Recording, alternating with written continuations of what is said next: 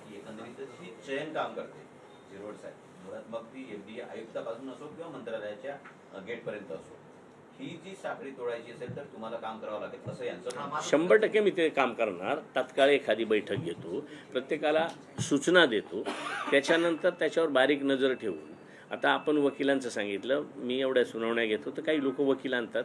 मी वकिलांची सुद्धा मला गरज येत नाही का त्यानं काय काय त्रुटी आहेत त्या त्रुटीची पूर्तता करण्याचं ते मान्य करतात आणि त्रुटी आहे हे मान्य करतात.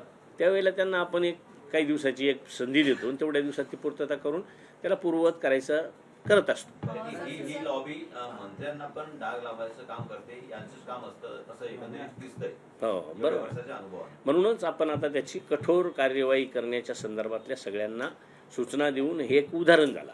विलिनीकरणाच्या संदर्भामध्ये काही चर्चा झाली असं म्हटलं होतं अजित पवारांच्या निधनानंतर की घड्याळ आणि तुतारी आता काय वेगळ्या नाहीत, आम्ही एकत्र आहोत. मात्र सध्या काय तुमच्या पक्षाकडनं काय हालचाली होताना पाहायला मिळत नाही काय?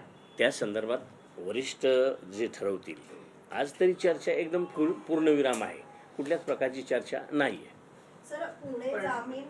कालच्या बैठकीमध्ये मग एक विलिनीकरणाच्या संदर्भामध्ये काल सगळेच मंत्री सगळेच आमदार एकाच ठिकाणी उपस्थित होते. मध्यंतरी सुनेत्रा पवार यांच्याकडनं सुद्धा अशी माहिती येत होती की त्या प्रत्येक आमदारांशी स्वतंत्र संवाद साधणार आहे. मग काल अशा पद्धतीच्या काही चर्चा झाल्या का? आमदारांमध्ये फुसफुस काही झाली का? कोणी काही सांगितल्याचं कळलं का? नाही, कालची जी बैठक होती ती तशी दादा असताना दर प्रत्येक मंगळवारी बैठक घेतली जायची, तीच पुन्हा कंटिन्यू करायची म्हणून आजची बैठक आज पंतप्रधान महोदय येतात म्हणून ती काल घेतली.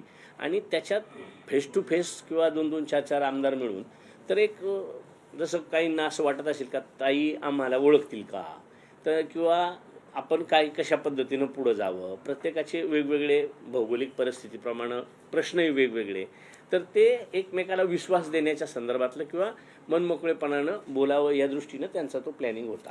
पण त्याच्यात असे नेते किंवा मंत्री आहेत का की ज्यांना असं वाटतं की एकत्र झालं पाहिजे? आता तरी यांनी सुद्धा काही दिवसांपूर्वी वक्तव्य केलेलं, तुमच्या बाजूला ते बसले, मोठं विधान केलेलं होतं. वैयक्तिक पण तसं अजून कुठंच काही तशा पद्धतीची चर्चा नाही.